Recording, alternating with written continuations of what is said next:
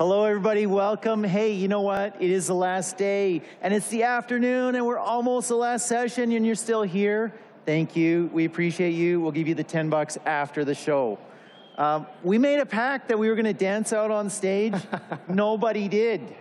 Wow. We're abandoning you. This is awful. Okay, so we're talking about Canada, secret gaming powerhouse. I mean, Paul, is it that secret? I don't think it's a secret, but I think it should be way better known how amazing we are in Canada at making games. I want to start off with a little audience interaction. So raise your hand if you've played a game called Assassin's Creed.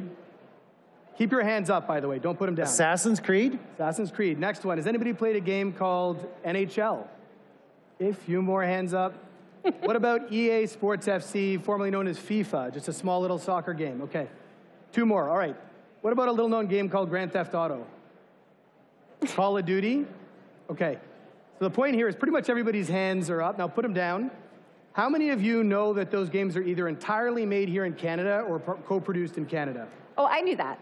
Okay, so yeah, you don't count. Okay, I guess we have a smart audience. Yeah. So there's a few hands there, but part of the reason I'm here today is as Canadians, we should know how amazing we are at making video games.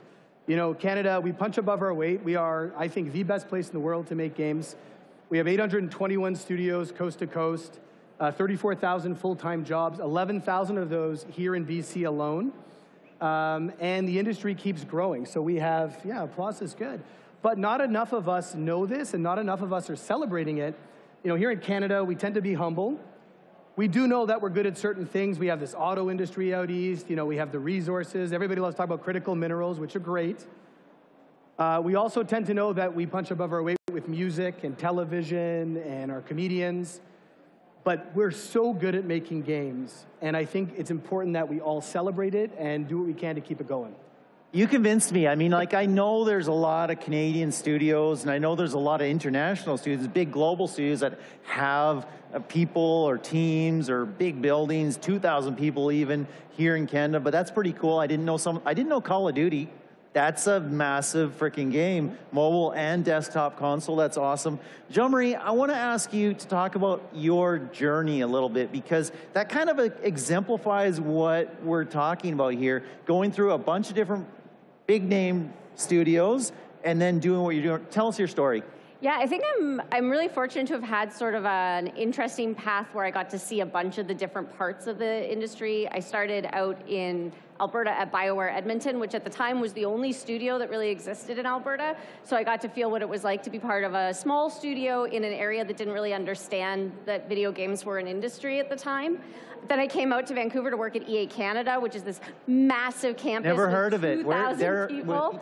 Yeah, super overwhelming, huge team, tons of projects on the go. You are a cog in a machine, and it's a really well-run machine, and that was a very different experience. And then I got the chance to join a new studio that was starting in 2014, and we spent 9 years growing and scaling, and we went from 3 people to 350 people. We went from a couple of us in a garage to 4 physical studios. We operated across 6 different countries at that point. We were acquired by a public company.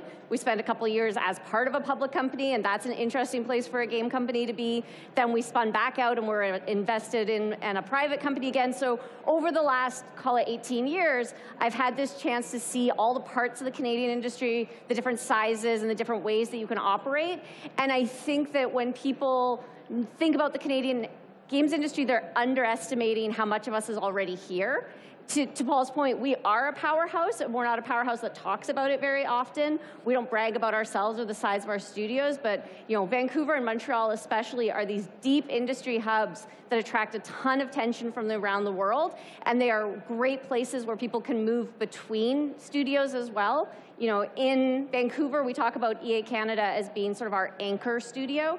And there's this really great map you can see online where you look at EA Canada and you can see all of the studios that have come out from it.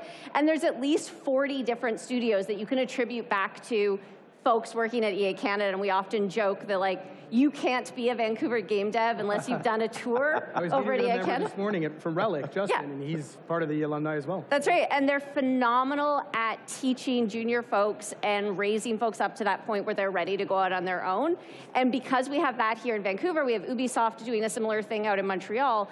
Both of these hubs have been able to spin out a whole bunch of different studios and continue to grow that economy across Canada. I love that. There's so many good things there. You learn so much from being in a tiny company and wearing 5 hats and doing 15 different things. And you learn so much by being part of a large company and doing one thing and really, really focusing on it and maybe moving up as well. And then you've taken all that experience, and I think your story is not unique. You talked about sort of the EA mafia, the PayPal mafia of Canada, right? Yeah. That, you know, they're building their own studios. You're building your own studio. It's super cool. We're going to talk more about that as well. Paul, coming back to you, though, it's an interesting time for gaming globally, right? It's challenging. We keep hearing about gaming studios closing or merging or being bought and people being laid off and all that stuff. Talk about that and then talk about Canada in that context. Yeah, so, the story of the games industry, one of the things we do at ESAC is we commission economic impact studies, usually every 2 years, give or take. And if you look back for the last 10, 12 years, the story of growth has been wild. It's like 20% or a little bit more every year. CAGR? What's that? Compound annual growth? Every 2 years. Wow. Okay? That's not sustainable anywhere. But it's a great story to tell, and it helps us get to where we are. So then, rewind to the pandemic. Of course, we had a level of engagement that we hadn't seen before. Funnily enough, one of our studies, because we also do studies on players, what they're playing, the actual amount of people playing games didn't necessarily increase, but those who played games played more. And so naturally, our members, all the companies, not just in Canada, but around the world, retooled their workforces to meet that increased demand, right? For the games, for time spent in game. Post-pandemic, some of that dropped off, but not a huge number. But then you had macroeconomic pressures, right? You have inflation challenges, you got here in Canada, you got interest rates. That all plays into the player base and the industry. Thankfully, here in Canada, our latest study came out in January, and we've weathered the storm, I think, better than anywhere else in the world. Seriously. Yeah, and I think part of that has to do with, some of what Jeanne-Marie was talking about with, we have a mature industry in Canada, right? We have foundations here that make Canada such a great place, not only for studios to open up, brand new ones, but for other companies to come from other jurisdictions and set up shop. We have tax credit incentives in most provinces. In fact, here in BC, there was just an increase announced, and the Minister of Finance was speaking just earlier. So yes, let's clap for that. I heard some clapping. Incredible. And in pretty much every province has something like this. That makes a huge difference in the competitive landscape, because believe me, I do a lot of work with our global colleagues, and everybody around the world wants what we have, and they're going to do everything they can to get there. So you see places like Poland, places like Singapore, Italy, Ireland, Australia has a new national tax credit. So it's essential that we keep those foundations. In addition to that, we have this mature workforce. So our most recent study showed a 20% increase in our average salary. It's over 6 figures in this industry, right? Which, again, our members, maybe it's a challenge, but when you're talking to the public, to media, to government, and for those working, what a great place to be. It's an average age, about mid-30s, the workforce, so young, creative, technological. And so we have something good here, but we have to keep the foot on the gas, is what I say, to remain competitive and keep this thing going. So I want to go to Jeanne-Marie in a second, and I want to talk about that being competitive and growing. We'll talk about the mafia and all that stuff and everything. Just to maybe elaborate on one thing that you said, growing, doing well, maybe weathered the best of any. How has Canada and the gaming industry here taken mobile? Because of course, mobile gaming has overtaken everything and actually increased the number of people who say that they play games, whether they're gamers or not. Of course, are mobile gamers? Absolutely. Yes. Not many agreement. Yeah. It's all good if you're console PC, that was the hardcore shooting players. Everything. That's right, you know what? I'm still a gamer on my little device here. But anyways, how has Canada adapted to that? Yeah, so on the subject of what makes a gamer, right? So when we're not doing these economic studies, like I said, we do this player data. And some of the statistics to folks like us who are in the industry, we go, yes, of course. But every time I'm talking to a politician or, again, media, and I say it's 50-50 male-female, they go, really? Yes. I said, yes. Do you know what the largest demographic that plays games and the fastest growing is? Older women? Women 50 plus, okay? Boom. So we love the 16-year-old boys in the basement with the hoodies and the Dorito, and they are an engaged player. We love them. But that's not, that doesn't tell the whole story, right? So yes, and so the mobile space certainly has propelled a different audience, especially around the world. You know, mobile play is the fastest growing in the most common way people play games. But we've seen tremendous growth in PC gaming in the last few years, and you've probably seen this on your side too. Consoles are still an important part of the mix, but PC gaming is increasing. It's become really cool. People are watching Twitch streamers. They're watching people on YouTube. They're jumping on Discord, and they want to emulate that. They want to be a part of that. And so I think it's added to the player base. And cross-platform gaming. I mean, you mentioned Call of Duty. Call of Duty Mobile is huge, right? And people are going back and forth. Okay, Jeanne-Marie, I want to go back to you, and I want to talk about growth of the space. And it's natural, it's endemic to your story, but talk about that in terms of, like, we talked about the PayPal mafia for forever in Silicon Valley. You kind of mentioned the EA mafia here. What do we need to, that's helping to grow the industry. What do we need to do to support that, and how do you see that? I think some of the things that we need are already really structurally baked into Canada, and it's part of why we've seen so many spin-off studios. So if I think back to our first studio in 2014, we were raising venture money out of the US, and it was expected that you would be a Cayman's Corp at the time, but and today it would be a Delaware Corp. And that was how we set up our structure. We were a Delaware Corp, we had a Canadian subsidiary, we employed people through Canada through that. It was a wonderful setup. However, ultimately all of those profits are leaving Canada, and where we want to move is to companies that are able to build and stay in Canada and be Canadian controlled companies. So our new studio, when we started out in 2024, it was really important to us to make that structural choice of being a Canadian controlled private company. That allows us as a company to access tax rebates. We talked about the IDMTC in Vancouver, but also SHRED nationally, where you can have better interactions with the government and better funding models. Those types of funding models don't exist in most states, and they only exist in some countries around the world, to your point, Paul. So Canada has put together a series of programs that are already well set up to bring studios in, and I think we have a real opportunity to add new programs now where we find new funding models that add money upfront versus tax credits after the fact when you've already spent the money. But one of the things that's really nice about operating in Canada is we have an overall cost to employ that's significantly lower. And that's not to say that we're paying people badly. You know, to Paul's point, most folks who work in the games industry are making over 6 figures. They're really high earners across Canada. These are great jobs. They often have many years in them. The current round of layoffs maybe aside, historically these were good long-term jobs with high pay. But the cost to employ in Canada, in Vancouver, is about twice as much to employ in SF or LA as it was for me to employ in Vancouver, and about 2.5 times over what it was in Montreal. There's a combination of things there. There's things like the rental market on office space. Health benefits are a huge part of that program.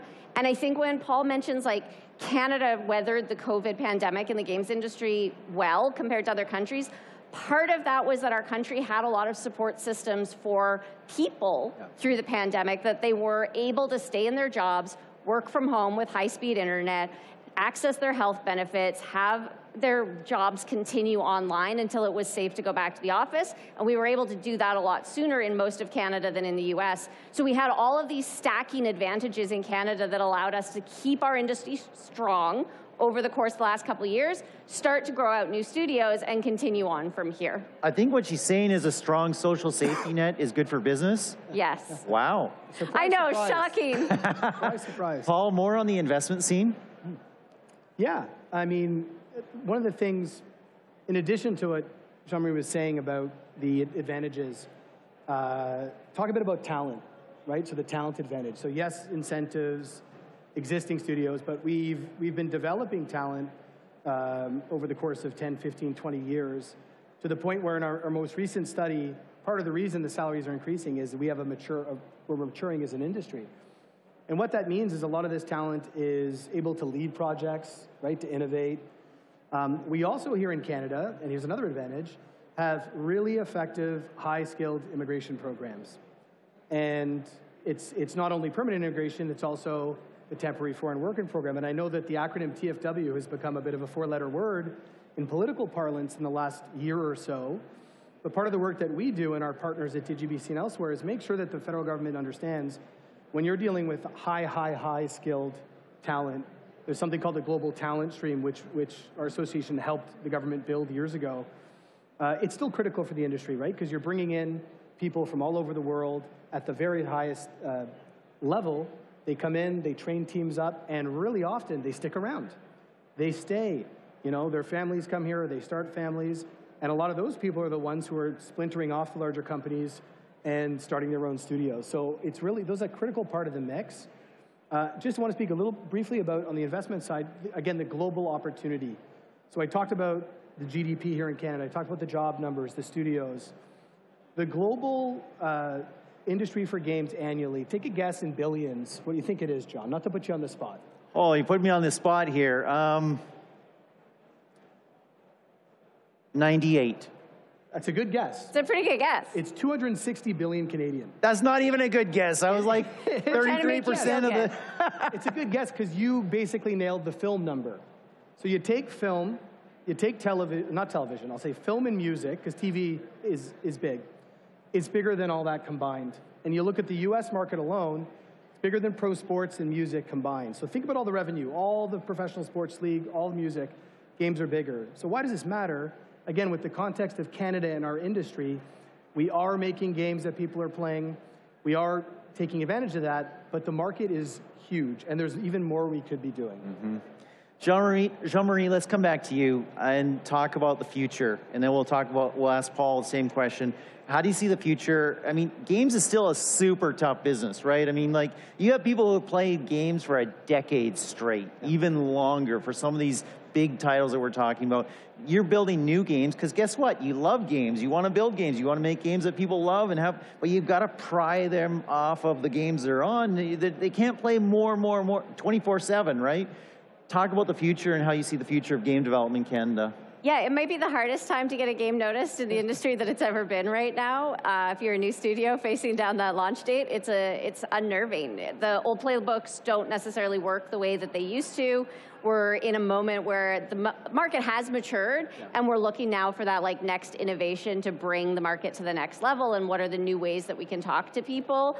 It's an industry that has it's really risky. I can't remember the exact stats, but it's something like on Steam, 50% of the revenue is made by 5% of the games. Ouch. It's very hard to get a hit. It's very hard to get players' attention.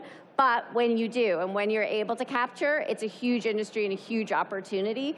So I think that, you know, where I sit with my work with DigiBC, we're really interested in helping the government understand the opportunity, like Paul does through ESAC, and help get studios up on the ground, help them find ways to get to their markets, help find the ways to bolster their launch, whether that's, you know, they need support on UA spend at a moment in time. You know, what are the financing programs that we can put together for that? These really like nuts and bolts part of the operation that aren't the exciting, like making the video games. I think that Canada has a lot of opportunity to build structures to support the talent that they've already built. We have a ton of wonderful and talented developers in all genres and all platforms, which is also very unique across Canada. Many times you end up with countries that specialize in a type of game or a certain platform of game, and Canada has managed to diversify for all platforms, all genres. We can move that talent around. So now it's how do we get those to the next level? How do we give them funding up front to get to that next level and be able to get out to market and delight players around the world? That's the hardest part of what I see in the space as a journalist. I see so many people who are wonderful, smart, amazing, creative, talented, and they're building something, and it's their lifeblood that they're pouring out there. It's their game, it's their baby, right? and 9 out of 10 of them are going to die a horrible, quiet death all alone. And that's the real challenge. I mean, you almost need a VC mindset, right? Like, I'm going to make a lot of bets. But when you're a solo studio or an indie or something like that, you've got one bet. That's a tough life. Go for it. Good place for me to jump in. So let me tell you some good news stories related to this, right? I'm on this big Canadian pride kick, and I think, you know, we see the last few months, it's all of us, right? Ooh, Made in Canada games. Are you talking about? Made in Canada, you know, we've seen, and I'd love to see that channeled into the game space. So if you look at, I started off by talking about some of the big global hits, the AAAs that are made here. If you look at the Canadian indie scene, okay? So there's something called the Game Awards. We have our Canadian Game Awards, but the Game Awards in LA every year, run by Jeff Keighley, who, by the way, is Canadian.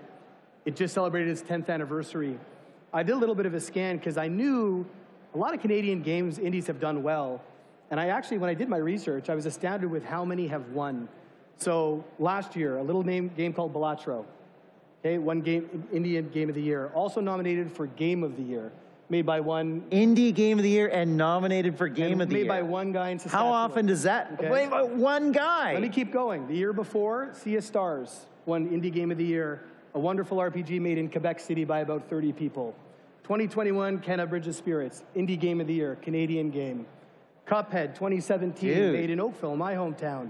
Canadian game, won Indie Game of the Year. So, you know, for a country of our size, competing not just with the US, but globally, there's something here in the water, in the air, that makes Canadians amazing at making games from a critical perspective. So we should celebrate that. No pressure, Jeanne-Marie. When is your game going to be? You're next. Game of the Year. No, but I think it's a really interesting point that to touch on what you said, John, of like how you only get one shot. One of the things that being a Canadian developer, if I go back to like my entire job is the spreadsheets behind the scenes and like how do we just slightly tweak those percentages of chance. When you have a lower cost to employ, when you've got government support, you have the opportunity to get to market on less dollars. That leaves more dollars in the bank for you to get a second try or to make adjustments and patch in something later. If you can get to market faster at a lower cost, you increase your chance that you can have either a hit on the first try or the time to find a hit after that. Love it, love it, love it. Jeanne-Marie, we have 1 minute left. We have a pretty high-level audience here of gamers and developers because a lot of them knew a lot of the stuff that Paul was asking about. What's your message to them? Oh my gosh. No pressure. No pressure. Inspire them for 44 seconds. life. Don't underestimate Canadian developers. Go look for them, find the products that are working, try them out, get to know them. So to Paul's point, some of your favorite games are made here, and it's awesome to get to know the things that were made in your own backyard and find ways to invest in those companies, either as a consumer or an investor or a government funder, whatever the way that you can support your Canadian games industry, I urge you to find it. Wonderful. Thank you so much for being here. Thank you guys so much. You're amazing. Have a great day, guys.